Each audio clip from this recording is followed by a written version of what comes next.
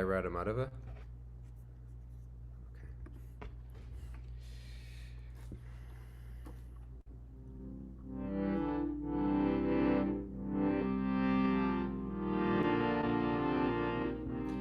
Jaya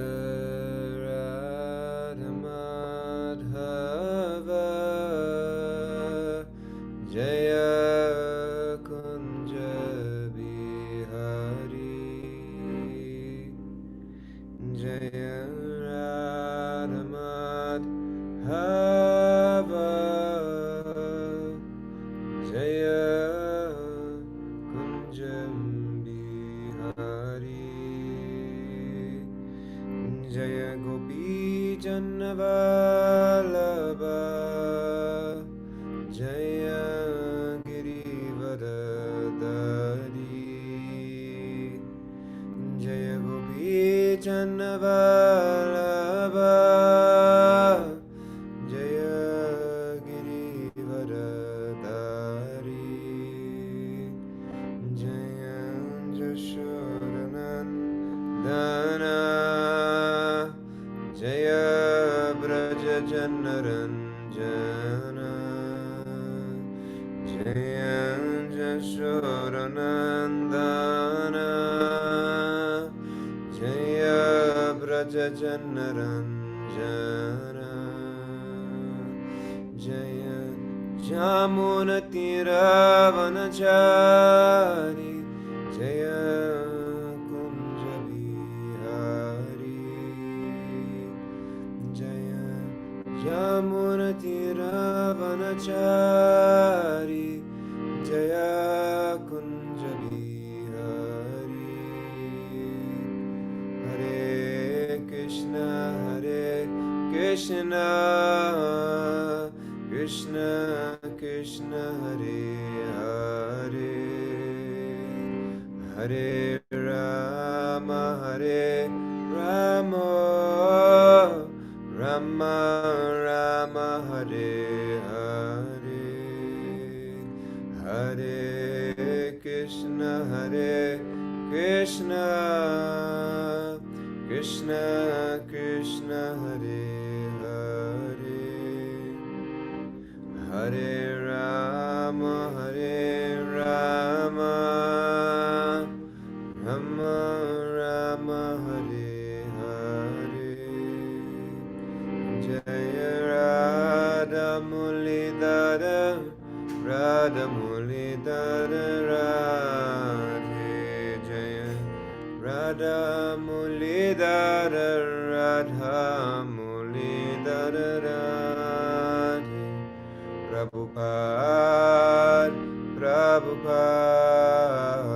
Prabhupada Jaya Jaya Prabhupada Jaya Srila Prabhupada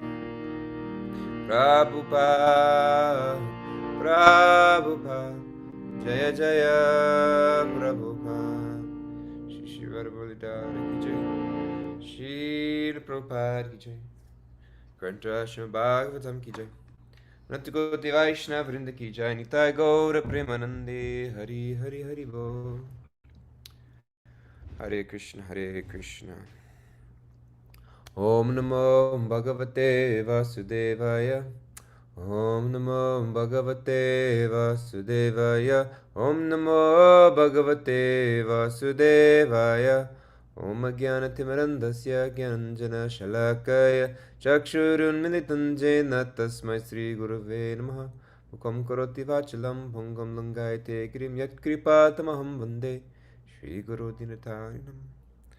Hare Krishna, everybody. Thank you for being here.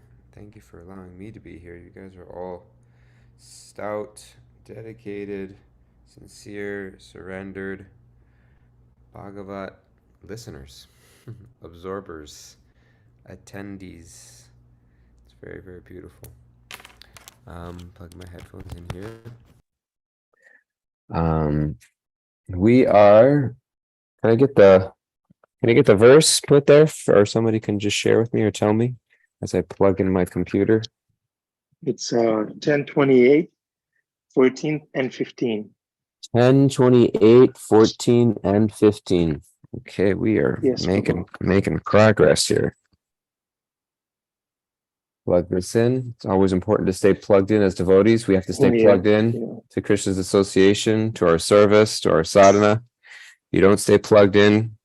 It's a trick that sometimes when you're filled up through sadhana and service or other things, you think, oh, I don't need devotees. I'm feeling great because you got a full charge.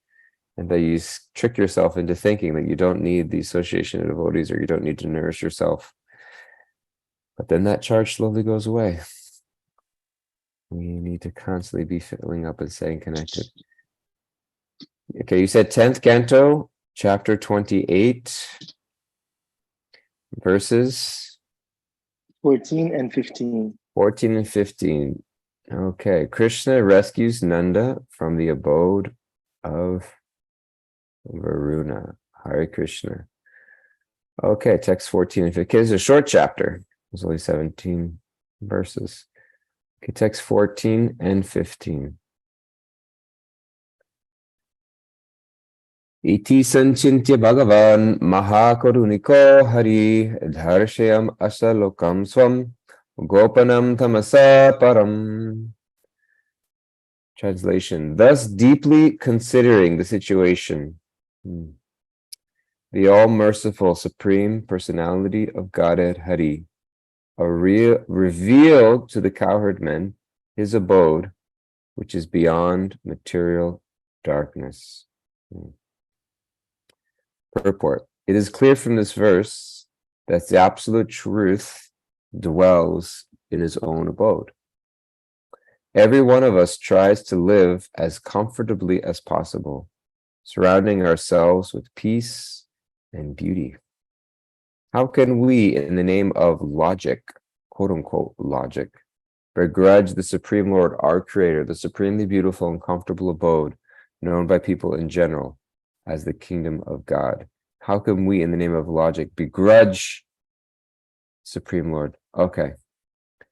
Begrudge the Supreme Lord. What's being shared here is the idea, that many people struggle with the idea of God as a person, or Krishna having his own abode, his own friends, his own qualities, his own pastimes or exchanges, etc.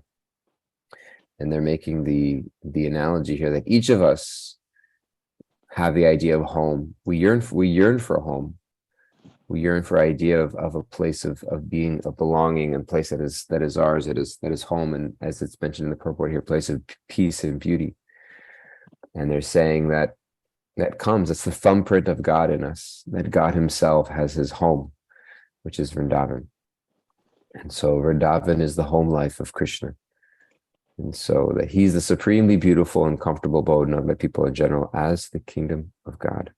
And this kingdom is mentioned in several places. It's interesting. Okay, let's just take it piece by piece. So thus deeply considering the situation, the all-merciful Supreme Personality of Godhead, Hari, revealed to the cowherd men his abode, which is beyond material darkness. So there's a few things taking place. One is the thoughtfulness of Krishna, that he was thus deeply considering the situation. The Sanskrit word here seems to be used as sanchintya, considering to himself, meaning having deep thought, having deep thought. And a lot of times our faith, the word faith, literally correlates the idea that we trust that Krishna knows what he's doing. That Krishna is not just haphazardly, whimsically, that the world is not just functioning through chaos. And the degree to which we trust that Krishna knows what he's doing, that Krishna knows more than us, and that Krishna has a greater plan that is beyond my limited scope of vision, how I think things should be. Ever make a conclusion about something and then a new piece of information just completely changes the way you see everything? Oh, I didn't know that. There's a lot that we don't know. And there's everything that Krishna knows. And throughout Shastras in various places, Krishna mentions how he's the knower of everything. Sarvasya chaham hridisari vishto matasvrcha jnanam apohanam cha. Vedaischa sarve, what is the verse? 15:15? Who are my scholars here? Vedanta Krit Veda Vid Eva Chaham. Vedashta Savara Hum Veda Vidyo Vedanta Vid Veda Vidya. Thank you, Adi Purush Prabhu. Again and again, we find these references in the Bhagavad Gita in Shastras. Sarvasya chaham hridisani vishto matasmritir jnanam apohanam cha Vedais sarver aham eva vedyo Vedanta Krit Veda Vid Eva Chaham. The word Veda means knowledge, but it also means to know. So he's situated in everyone's heart, and from him come remembrance, knowledge, and forgetfulness. And by all the Vedas, he is to be known. Indeed, he is the compiler of Vedanta, and he is the knower of the Vedas. So Krishna is knowing everything. And it mentions throughout again and again that Krishna is the knower of everything. So Krishna knows what you're going through. He knows the situation. He knows everything that you don't know. So they said there are various circles of knowledge. So there are things that you know, right? There are things that there's two things. There's things that you know and there's things that you don't know, right? There's things that I know and there's things that I don't know. And in that circle of things that I don't know, there's things that I know that I don't know. So there are certain things that I know that I don't know. And then there are certain things that I don't know that I don't know. I don't even know that I don't know them. I don't even know the extent of my ignorance. Just going to, there's one crinkly paper person here. If they don't mind muting themselves. Thanks. So there are things that we don't even know that we don't know. So the extent of our ignorance is vast. The extent of Krishna's knowledge is unlimited and complete. So when it says here that thus deeply considering the situation, we can take away the idea that we have to trust that Krishna deeply considers every situation. And if something's not working out the way that I think it should, rather than I have the choice to throw a tantrum. I have a choice to, demand that it be different. I have a choice to denounce Krishna. I have a choice to go into the why me mentality, which is very easy to do, which I'm very good at myself personally. If anybody wants any training or assistance in how to develop the why me, throw a tantrum, get angry at Krishna mentality, I host training sessions every Tuesday, Wednesday, Thursday, Friday, Saturday, Sunday, and Monday, pretty much any time of day. So that's very easy to do. What's not easy to do, and which is part of our sadhana, which is flexing the faith muscle. Faith is not just something you pick up at the store. Faith is not just something that you decide to have. Faith is a muscle that you learn to flex through the difficult times. So as devotees, we're being called to exercise extraordinary levels of faith, extraordinary levels of character, extraordinary levels of compassion. And we're going to be given situations where we have the opportunity to exercise that in an extraordinary way. When somebody offends us, when life doesn't go our way, when something's taken from us, we have the opportunity to practice. Krishna Das Kaviraj Goswami shares with us, Trinada Pisu Nichana Tadori Vasahishana Amanina Mananena Kirtaniya Sadahari. How do you gain access to the complete access of the holy name? The whole point of Krishna consciousness, everything that Prabhupada came to give us, was the holy name. Harinama, Harinama, Harinama Eva Kevalam, Kalo Nasteva, Kalo Nasteva, Nasteva Gatiranyata. Kalo Nasteva, Nasteva, Nasteva Gatiranyata. This idea again and again and again throughout Srimad Bhagavatam, throughout Vedic literature, we hear the potency and the power of the holy names.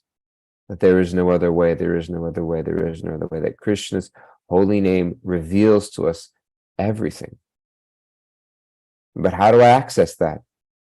By being more humble than a blade of grass, by being more tolerant than a tree, by not needing or demanding any respect for myself and being willing to give all respect to others. So we need situations to practice that. Now, if I'm thinking, well, I'm going to go give people opportunities to be humble, and I'm going to give people opportunities to be tolerant, then we're committing offenses on the strength of chanting the holy name, and we are misunderstanding our role in people's lives. But when situations come to us, because if we're taking that mentality, then we are operating in a mood of violence, and we're not practicing ahimsa and compassion. But when situations like that come to us, we should recognize this is an opportunity for me to flex that muscle, flex my compassion muscle, flex my humility muscle, flex my faith muscle. Because Krishna is deeply considering every situation. And there's a trusting that Krishna has my best interest in mind. Faith is not just that Krishna knows what he's doing, but Krishna also has my best interest in mind. We have to bring these two things together, that Krishna is the supreme controller and Krishna is the supreme lover. These two aspects of God are essential in our faith in Krishna consciousness, that there's God, the supreme controller, and that there's God, the supreme lover. Many people have lost faith in God and religion because they've only been taught the first part, that God's a supreme controller, therefore you have to bow down and you have to worship it. But then they don't see through the actions of other people that God is the supreme lover, that God has your best interest in mind, that he's not here to judge you. And how do we experience and know that? It's through devotees. We are the living representation of Krishna in each other's life. Therefore, we have to take extreme thoughtfulness in every interaction we have with each other as devotees. The Bhakti Center is not a building, it's a community of devotees coming together to remind each other and demonstrate Krishna's love for them. Whether it's fellow devotees in our community or somebody walking in the door for the first time. The world is a very harsh, tough place. And whether you walk through the physical doors or walk through a Zoom room, what we experience when we interact with the devotees is what is going to change the hearts of anyone and remind us of Krishna's love for us. And so the responsibility of being a devotee isn't just that I've got impeccable sadhana and I wake up at certain hours of the day and my tilak is super straight. I've been practicing, I've been taking tilak application trainings and my tilak is super straight. I got a level and my tilak is just perfectly thin lines and my dhoti is iron and pleated and I dress the deities perfectly, or all of these different things, which are beautiful offerings of service. But sometimes our most important service is simply being kind to other people. Is simply recognize that Krishna is in the heart of every living being, Sarvasichaham Pradisannivishto, that he's in the heart of every living being. And that person is going to develop their faith in Krishna's love and kindness in part through their interaction with me as a representative of Krishna. There's a beautiful song, a church song they would sing, and they know that we are Christians by our love, by our love. And they'll know we love Jesus by our love, by our love. It's a really sweet sentiment. But unfortunately, the opposite is oftentimes true in spiritual communities. That we lose faith because of the way we get treated sometimes by devotees, by each other. But we have the opportunity, each of us have tremendous opportunity to assist somebody in developing faith by the way that we treat them and interact with them and show them love and compassion. So sanchitya, thus deeply considering the situation, Krishna is very thoughtful and he's very loving. And our faith rests on the not just knowing, but the deep experiencing of those two things. So thus considering the situation, the all-merciful, there it is again. Bhagavan Maha Karunika, in this verse it's mentioning. Bhagavan is that supreme person who is also Maha Karunika. So there you have them again, juxtaposed right next to each other in the Sanskrit, in the verse itself. Bhagavan, the supreme personality of God, the supreme controller, the supreme possessor of all opulence, the supreme everything, is also Maha Karunika. He's also the most merciful. He's also the most loving. He's also the most compassionate. He also has your best interest in mind and will move mountains for you. Literally, Krishna moves mountains. He's Giridhari. He literal mover of mountains in order to give shelter, protection to his devotees. So that's the first point, the idea of faith and the idea of knowing Krishna and trusting Krishna, and the idea of reminding each other of Krishna's love by the way we act with each other. It's not just between, it's a sign, and Srimad Bhagavatam mentions that there are three classes of devotees, or three levels of advancement: a Kanishta Adhikar, Madhyama Adhikar, and Uttama Adhikar. Kanishta Adhikar, someone who's on an immature level of devotion, sees Krishna in the form of the deity in the temple, but neglects to see Krishna in the heart of every living being. So there's this tremendous sense of service and dedication and focus towards the deity in the temple, towards Krishna. It's me and Krishna. Krishna's the Supreme Personality of God. It's all about serving Krishna. But when it comes to serving devotees, we neglect, and we can even be harsh in our dealings. The sign of an immature devotee, or somebody who is not immature as in terms of a criticism. You're such an immature devotee. But immature in the sense that the devotion is not yet matured, and there's maturing yet to be done. And the sign of an Uttama Adhikar on the highest level is somebody who thinks that everyone's a devotee but me. They see Krishna everywhere. And so we would develop our faith, and we give faith to other people by the way we treat each other. And that may not always be seen. That may not always get me millions of followers on social media. It may not get me praise from other devotees. It may not get me a position in a society. It may not necessarily be recognized or seen by anybody, but Krishna will notice it. He will reciprocate it in your heart. And you know what will happen? You will start to feel a sense of peace and beauty in your life, as mentioned in the purport. You will start to feel Krishna's abode right then and there. Krishna's abode will start to reveal itself in your heart. Not because you are going somewhere, I got a destination in the kingdom of God, but because I'm creating the kingdom of God right here through my consciousness and the way I treat other people. So after Krishna's thoughtfulness, that Supreme Person, who's the most merciful, Darshayam Asha, he showed them. He showed them what?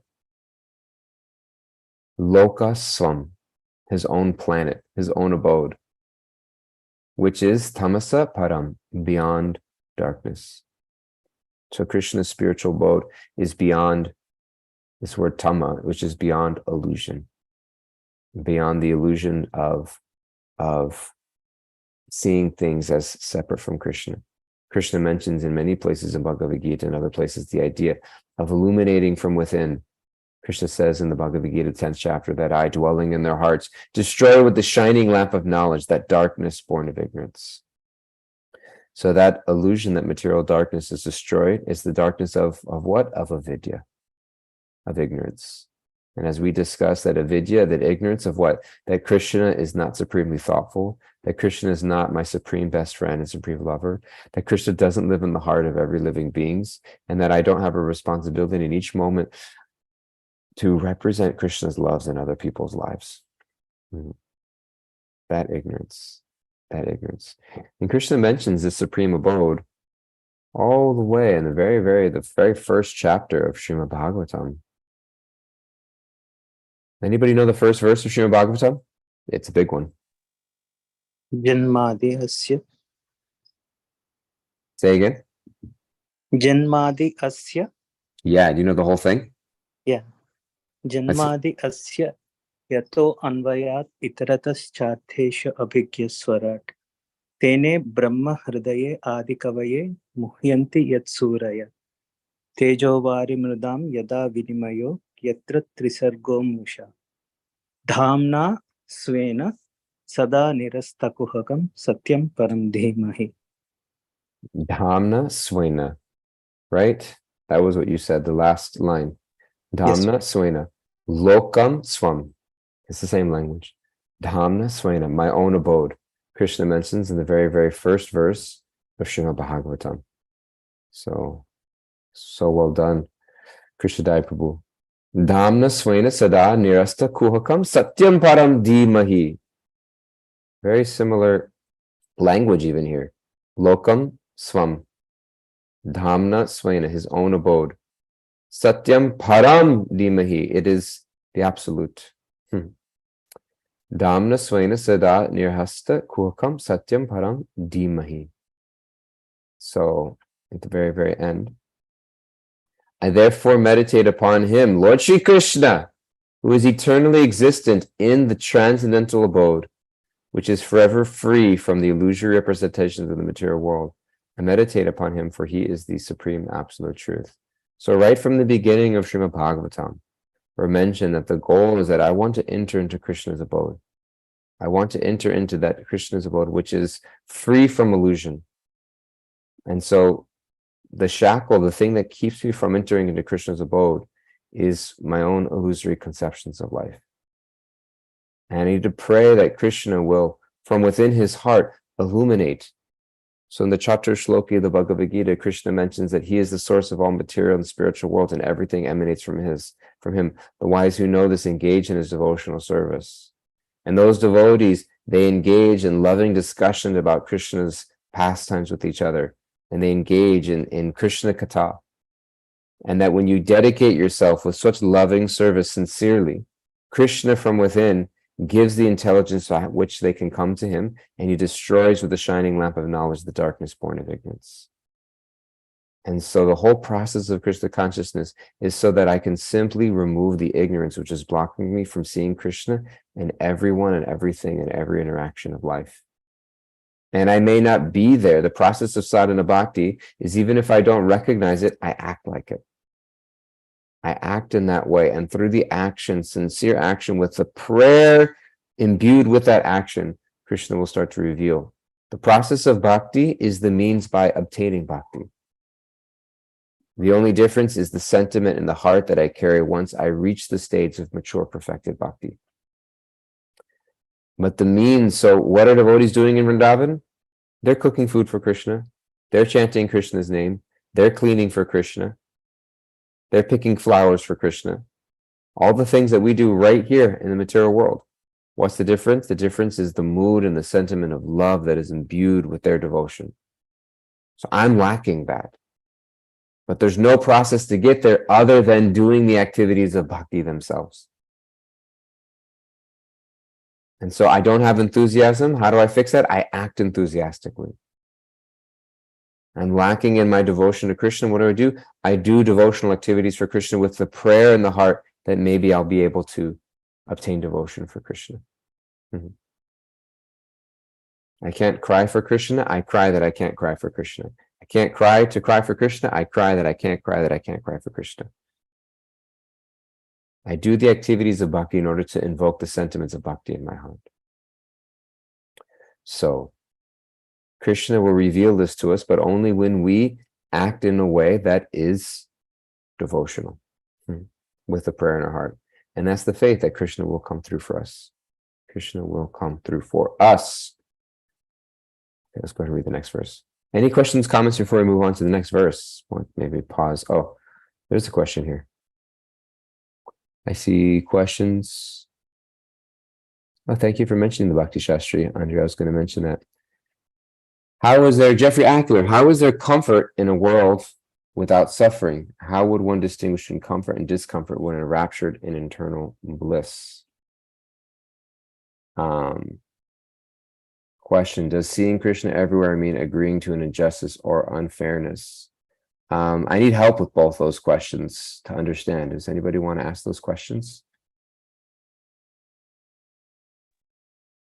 Dayal Prabhu. Yes. My question is related to your comment about Krishna having his own abode and comparing that to our desire to have a comfortable home. To the extent that Krishna exists beyond comfort, I guess the question is, why would he even desire it, or would he have desires? And I guess it becomes like a logic trap for me, that there would even be a concept of comfort in Krishna's worldview, so to speak. Yeah. Yeah. I think comfort in this context, as I'm understanding it, we think of comfort in a certain way, big plushy pillows and reclined seats and soft fabrics and comfort, feels good to touch. I think that Krishna for sure has desires. We all have desires. Prabhupada would mention that Krishna is described in the Vedas as nirguna, that which has no qualities. And so an impersonalist would describe that, mean that Krishna has no qualities, therefore he's formless and he's nameless and he is all-pervading and impersonal. But Prabhupada would translate it as nirguna, meaning no material qualities. But he's filled with spiritual qualities. He's filled with spiritual beauty. And even as devotees, the definition of pure bhakti as given by Rupa Goswami is anyabhilashada shunyam jnana karmadhyanavartam anukulyena krishna nushilana bhaktir uttama. That is not covered by ulterior motives and desire other than to please Krishna. So the hallmark of a pure devotee is not that they have no desire, but it's that they have no desire other than to serve and to please Krishna. Because bhakti is not just the performance of activities in the service of Krishna, it's the performance of activities in the service of Krishna with an attitude to please Krishna. So bhakti is not just cooking for Krishna, it's not just dressing the deity, it's not just even chanting our rounds, it's not even reading Srimad Bhagavatam, it's those things in a mood of wanting to please Krishna through them. And that's where it gets really, really tricky in our devotional life, is that bhakti, spiritual life, is not just a process of activities. We have to do those activities in a mood of wanting to purify our heart and please Krishna. Otherwise, it's as Bhaktivedanta Saraswati Thakur said, it's like rowing a boat with the anchor dropped down into the bottom. It's like rowing a boat that's still tied to the dock. They're doing this for years and years and years. And where's the progress? It's like, well, what's my mood and my intention behind of how I'm doing it? And that's why sometimes it's mentioned that you can just once chant the holy name purely can send you back to Godhead. Because it's the quality of, Srila Prabhupada mentions it very beautifully in very beautiful purport in the first canto Srimad Bhagavatam, the prayers of Queen Kunti, when she mentions that, my Lord, you're easily approachable only by one who is materially exhausted. Those who are on the path of material comfort and enjoyment, seeking high parentage and wealth and beauty. Janma Aishwarya Shrutashubhi, beauty, knowledge, wealth, family heritage. Those things become intoxicating to the living entity. And so Srila Prabhupada in that purport mentions that one who is too materially comfortable there's no exaggeration in the statements of the potency of Krishna's names, but there's also a quality of such utterance. There's a quality in which we utter Krishna's names that determines the effectiveness of it in our heart. Because it's us opening our heart for this. It's like the sunshine there's no variation of quality of the brightness and the warmth and the heat and the light of the sun. But just like different places of the earth have different temperatures and heats, because different places in the earth are more in direct line of sight from the sun, and some are more hidden, and therefore they get shadowed or they get cold. In the North Pole and the South Pole and areas of the earth become very cold because they're not in the direct opening reception of the sun. And so in order for us to experience Krishna's love, Krishna Surya Samamaya Hoya Andhakara, Krishna is like the sun, Maya is like darkness. When you're standing in the presence of Krishna, there is no darkness. And so Krishna's love is very bright and Krishna's holy names are very powerful. But if our hearts are closed with pride and envy and desire for other things other than Krishna's love, then it's like hiding behind a rock when the sun is shining.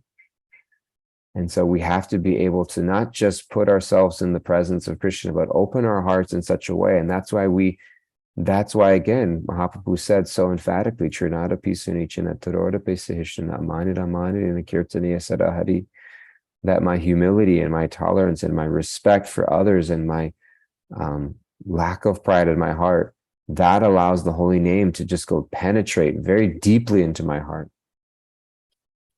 So the desire is not for any sort of material comfort, but it's just to please Krishna. And similarly, Krishna desires to experience the love of his devotees. That's why Chaitanya Mahaprabhu came into this world. Krishnadas Kaviraj describes 3 particular motivations that Krishna wanted to understand what it was about him that inspired so much love from his devotees, particularly Srimati Radharani. What was it like to experience that love? What is the nature and quality of the love of Radharani? Krishna has a desire to experience the love of his devotees and to serve his devotees. Krishna is not deficient in any way. Sri Upanishad describes it so beautifully that Om Purnamada Purnamidam, the beautiful verse, it's a little bit of a tongue twister if you try to say it real fast, but that Krishna is complete in and of himself. He's not lacking in any way, but yet he also wants to experience our love. And that's why you're so important, because nobody has your flavor of love anywhere in all the universe. It's not that I already got like a bajillion devotees that love me. Why do I need another one? Because Krishna is so sensitive. His heart is so expansive and unlimited that there's a part of his heart that only resonates through your love. And so Krishna wants that flavor of love, but he doesn't want any other material contaminations that comes with it. That's why Rupa Goswami writes, Anyabhilasha Shunyam Jnana Karmadhyana Avartam. It's uncovered by any other process and any other material desire. Anukulyena Krishna Nushilana Bhakti Uttamam. It's simply with the desire to please Krishna. And we may think it's small and insignificant, but Krishna is sensitive enough and loving enough and open-hearted enough that he'll feel our love. So the comfort is not the comfort that we think of, flying business class on Emirates Airline. The idea is that everything is arranged so perfectly and beautifully because all the devotees are in unison of heart, serving together with one aim to bring Krishna pleasure, to facilitate Radha and Krishna's pastimes. And there's no deficiency in anything because it's unlimited. And so, Hare Krishna. It's already 7:55. There's a couple other questions. BD raised his hand, and I haven't read this final verse yet. So I'm just going to read this verse and then open up to any other questions. I hope that was helpful, Jeff. I love you. And I have to read this verse just so I can complete my task for today. Satyam Jnanam Anantam Yad Brahmajyoti Sanatanam Yadhi Pashyati Munayo Gunapayo Samahita. Lord Krishna revealed the indestructible spiritual effulgence, which is unlimited, conscious, and eternal. Sages see that spiritual existence in trance when their consciousness is free of the modes of nature. So much of Krishna's instruction to Arjuna is to become freed from the modes of nature. He mentions it actually very, very early on in Bhagavad Gita, when he talks about being focused in our intelligence and our service, and that there are flowery words of the Vedas which can distract us. So Krishna mentions that those who are on this Vyavasyamaka Buddhi Ekeha Kurunandana Bahushaka Yanantas just Bhutayo Vyavasayanam. Those who are on this path are resolute in purpose and their aim is one. O beloved child of the Kurus, the intelligence of those who are irresolute is many branched. People of small intelligence, small knowledge are very much attracted to the flowery words of the Vedas, which recommend various fruitive activities for elevation of heavenly planets, result of good birth, power, and so forth. Again, the distraction of material comforts. Being desirous of sense gratification and opulence, they say that there's nothing more than this. In the minds of those who are too attached to sense enjoyment and material opulence, that comfort we're talking about, the same thing that Queen Kunti was talking about, that when you are distracted by these things, you can't utter Krishna's name with sincere feeling. And who are bewildered by such things, the resolute determination for devotional service of the Supreme Lord does not take place. You do not get Anukulyena Krishna Nushilana Bhakti Uttamam. And so it's not that we have this like, you have to live in suffering, and it's not a mood of denial and oppression. It's just an understanding of, I don't want you to miss out on the most amazing thing. The Vedas deal mainly with the subject of the 3 modes of material nature. O Arjuna, become transcendental to these 3 modes. Be free from all dualities, from all anxiety for gaining safety, and be established in the self. So Krishna, very early, the whole process that we're giving is to become freed from the modes of material nature. Why? So that when I become freed from the modes of material nature, I can see that spiritual existence in trance. I can understand Krishna's abode. In text 14, the previous verse, Lord Krishna revealed to the residents of Vrindavan his own abode, the spiritual planet of Krishna Loka. This and innumerable other Vaikuntha planets float in an infinite ocean of spiritual light called the Brahmajyoti. That spiritual light is in fact the spiritual sky, which Krishna also quite naturally revealed to the residents of Vrindavan. For example, if we want to show the moon to a child, we say, look up in the sky, see the moon over there in the sky. Similarly, Lord Krishna revealed the vast spiritual sky to the residents of Vrindavan. But as emphasized in text 14 and in the following text 16, the actual destination of Lord's association was his own spiritual planet. And as we know also throughout Bhagavad Gita, even in chapter 11, when Krishna is going to give Arjuna a revelation of his supreme universal form, Krishna says, you cannot see this with your current eyes. You need divine vision. And so our prayer is, Krishna, please give me divine vision. In every service, every interaction we do with chanting our japa, reading Srimad Bhagavatam, serving the deity, offering prasad, interacting with devotees, engaging in Krishna Katha, doing whatever menial or quote-unquote big service that we've got going on. The whole point is, Krishna, please let me understand and reveal your abode to me. Because none of it matters otherwise. That's what we're trying to get. Big, small in the eyes of people. What really matters is Krishna being pleased with our service and revealing in our heart his transcendental abode, which is free from the illusion of material existence and which is a reciprocation of Krishna's love. Hare Krishna, it's 8 o'clock on the dot. I don't know if it's going to stop sharing my screen. We have a darshan cam, or if we have time for questions and reflections, or if we're going for darshan. Ananda Bihari, you have to take the lead. We can take maybe one more sincere question. Bhima Prabhu, can you keep it brief? Or no, you know what? Let's leave it for Afterglow, Bhima Prabhu. Afterglow. Afterglow, here comes the darshan. Afterglow, yeah.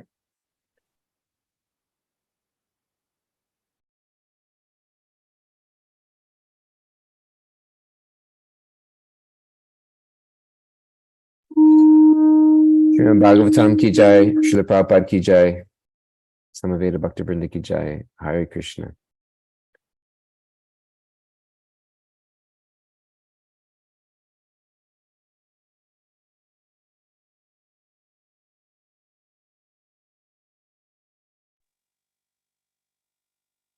Dayal, are you going to stay for the Afterglow at least for a couple minutes?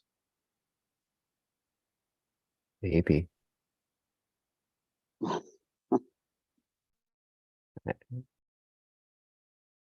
Yes, I can. Please, you'll be happy.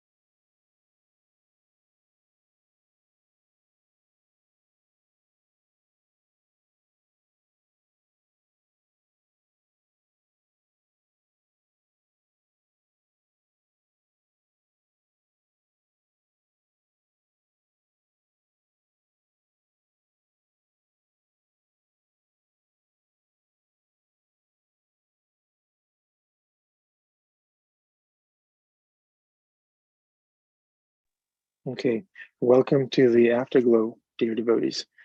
Bhima Prabhu. While Bima's there, I just wanted to also mention, as Andrea mentioned somewhere earlier, the Bhakti Center is launching a Bhakti Shastri course that we would love to invite everybody to. I think there was a chat that she put there. Oops, I don't know where it is. Maybe you can post that again, Andrea, if she's still here. Maybe she already left. Or it's up there in the comments that if anybody would like to take Bhakti Shastri, which is an in-depth study of Nectar of Instruction, Ishopanishad, Bhagavad Gita, Nectar of Devotion. It's a near 2-year course that's divided up into 6 modules, and we can be announcing that. Yes, there it is. Thank you. So you can register there, and we'd love to have you with us and study. It'll be Saturday mornings, 8 to 10 a.m., with breaks in between the different modules. And so we'll be announcing that. It starts in September. And we'll be announcing over the next few weeks and months. So please check it out. Okay, Yeah, dear devotees, you have Hare become Krishna. Uttama Adhikari upon completion of this course officially. Or your money back guaranteed. Okay, Bhima Prabhu. I'd just like to mention that we often have wonderful classes like this given by such advanced, well-spoken devotees, Vaishnavas, such as Dayal, Gauranga, and we have over 80 guests a night that come and go from right down the street in 8th Avenue. And we often ask ourselves, how can we get these guests turned on to Krishna consciousness? And Dayal Gauranga mentioned over and over again that this is all about love. And I would just like to show it's about Krishna's love. And then, of course, the devotees themselves, as he mentioned in the Christian song, they'll know us by our love. So we have these 80 guests a night coming in from all over the world. Here is, can you see the screen that I'm showing here? Can you all see that? Yes? Yes. Can I get a witness? These are T-shirts that we give out. We've given out over 1,500 of these so far. And they say, all you need is love on them. I'll show. These are all people from China, from Mohammed here, from Dubai. This is John from Texas. So thousands of these have gone out.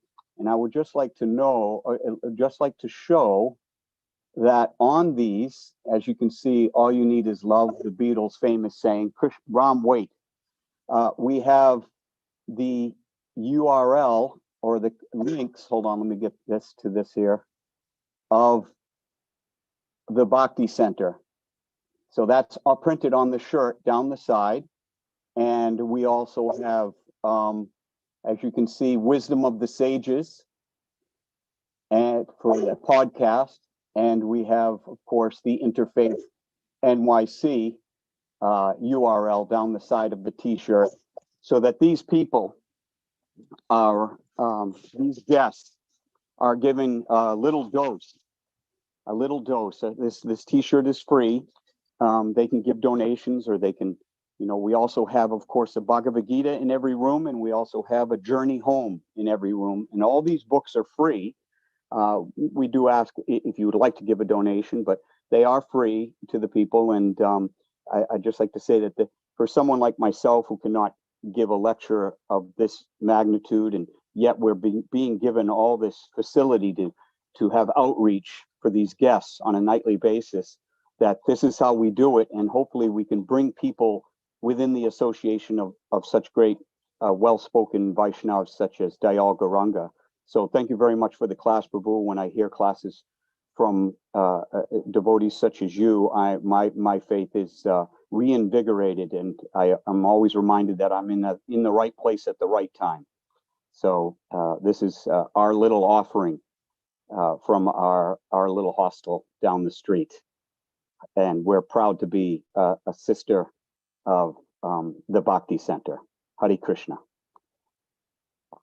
Hare Krishna. Thank you, Prabhu. Hare Krishna.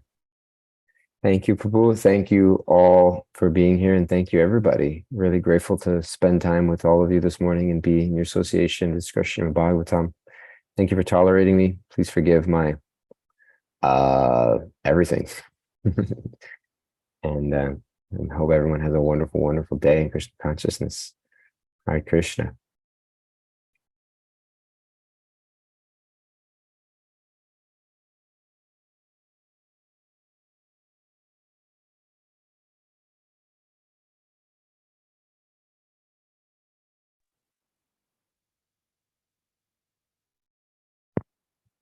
Hare Krishna. Thank you, Bhima Prabhu. All right. I think this is it.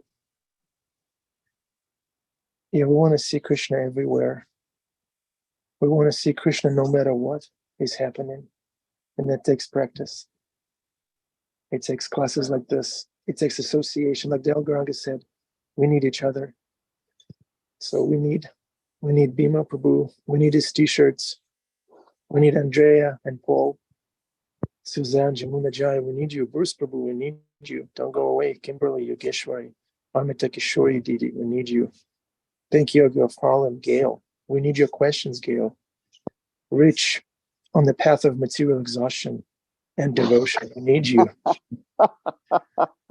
Angel, we need you. Dana Kelly Prabhu, we need you. Dana Krishna's Radharani, we need you. We love you. Have a wonderful day. Come again tomorrow. Hare Krishna.